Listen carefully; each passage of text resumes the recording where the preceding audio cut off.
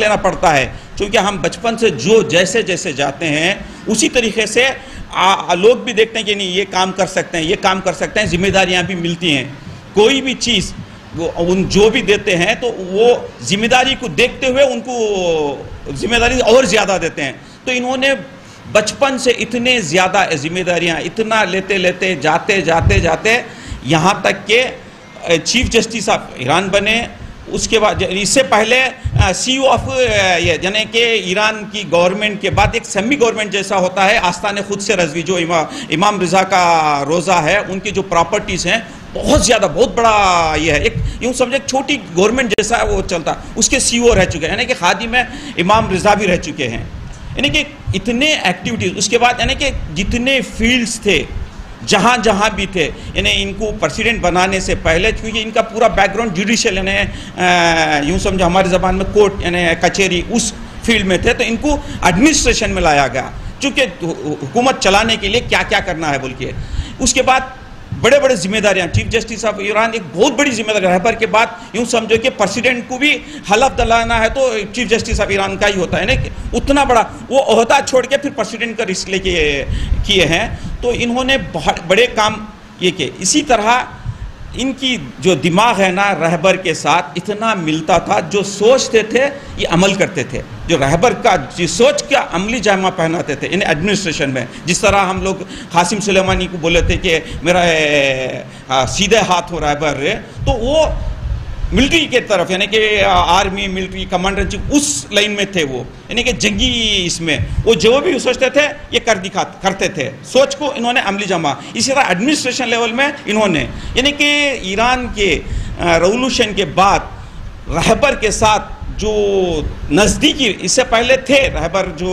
इमाम ख़ोमेनी जब जिंदा थे तो उस वक्त रहबर थे, मगर उस वक्त दो पावर थे, एक प्राइम मिनिस्टर और एक प्रेसिडेंट, डुअल पावर चलता था। जब रफसंजानी आने के बाद प्राइम मिनिस्टर को ख़त्म किया गया, यानी इमाम ख़ामेनी की प्रेसिडेंटशिप ख़त्म होने के बाद रफसंजानी आए, उसके बाद डुअल पावर को एक पावर ख़त्म करके एक सिंगल पावर आया। उससे पहले दो पावर चलते थे। तो उस वक्त भी है ना जितना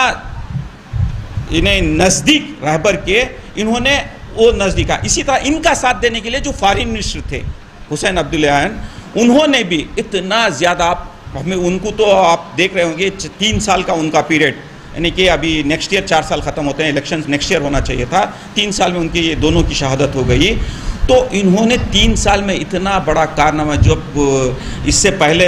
रूहानी छोड़ के गए थे, इतनी हालात ख़राब थे इकोनॉमिकली, इतना डेप्थ, इतने गड़े, इतने ये ख़राब कर दिए थे कि इन्होंने आने के बाद इक़्तिसादी हालात को भी बढ़ाया। और जहाँ के सोशल, आज के दौर में आप देख रहे होंगे सोशल प्रॉब्लम्स जितने हैं, वो दुनिया का एक हिस्सा है ईरान भी, तो सोशल प्रॉब्लम यानी शादियों का प्रॉब्लम, तलाक़ों का प्रॉब्लम, ये सब चीज़ें रूट काज में जाके काम किए। इससे पहले बनने से पहले जुडिशरी में जब थे, तो जब पहले वहाँ का कानून क्या था, एक औरत जाके कंप्लेंट की कि मुझे तलाक़ चाहिए, तो लड़का का महर अदा नहीं करके रहता था, महर वहाँ पर बहुत ज़्यादा, तो जेल में डाल देते। इन्होंने जब जुडिशरी में गए तो उन्होंने बोला ये कानून को तब्दील किया, बोले कि पहले इत्तलात जाएगी पूरी तरह, ये क्या बोलते हैं, इंटेलिजेंस पूरी तहकीक करके उन्होंने जितना उसका, मसलन वो कमा रहा है 100 रुपये, उन्हें कितना दे सकता उतना इंस्टॉलमेंट में देंगे, जेल नहीं जाएगा। तो यानी कि मर्द लड़के शादी करने के लिए डर रहे थे, यानी कि ये हालात को इन्होंने वहाँ से काम स्टार्ट किया। जहाँ जिस फील्ड में भी थे, ये जहाँ पे भी थे वहाँ पर उन्होंने एक्चुअली वहाँ का सोचते थे ये इससे हमारा प्रॉब्लम है। जैसे ही प्रेसिडेंटशिप मिली तो बोले क्या है, शादियों का प्रॉब्लम हो रहा है, बोले कि क्यों, महंगे हो गए हैं, घर नहीं है वहाँ पर, यहाँ के जैसा नहीं है, शादी बोले तो पहले घर बाद में शादी। तो इन्होंने बोला कि आप शादी करना है, एक एप्लीकेशन दो, गवर्नमेंट आपको इंस्टॉलमेंट में घर देगी। यानी कि जो प्रॉब्लम्स थे ईरान के, उनको बखूबी निभाने, मेरा मकसद बोलने का ये है कि वहाँ पर समझते थे ये प्रॉब्लम, क्योंकि हमारे लिए फ्यूचर में प्रॉब्लम्स अभी शुरू हो गया है कि पॉपुलेशन बहुत कम हो गई, अब पॉपुलेशन बढ़ाना, शादियां होना। शादियों का प्रॉब्लम कहाँ हो रहा है, पहले तो समझे कि ये लड़कियों का ज़्यादा हो गया है, वहाँ पर कंप्लेंट्स को वहाँ पर उनको हल किया। उसके बाद एक स्टेप के बाद शादियों के लिए और उसका जहेज़ के लिए वहाँ पर क्या है, और यहाँ पर क्या जहेज़ औरतों की तरफ से देते हैं, वहाँ पर मर्द है, वहाँ पर प्रॉब्लम बोले कि ये भी इंस्टॉलमेंट में देंगे। तुम शादी करो, उसके बाद बोले बच्चे पैदा कर। नए जो भी है ना, ये 3 साल के अंदर कानून इतने बना चुके हैं, आप घर फ्लैट मिल गया, जैसे ही बच्चा पैदा करना है पूरी तरह उनको जितने भी हैं बच्चा पैदा करेंगे तो टोटली फ्री,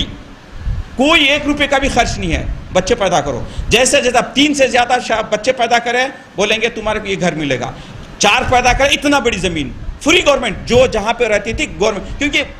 पॉपुलेशन को बढ़ाना था, यानी कि प्रॉब्लम्स को समझ के उसका हल निकालते थे, यानी पार्लियामेंट में पास। ये सब चीज़ें हैं ना, ये जिम्मेदार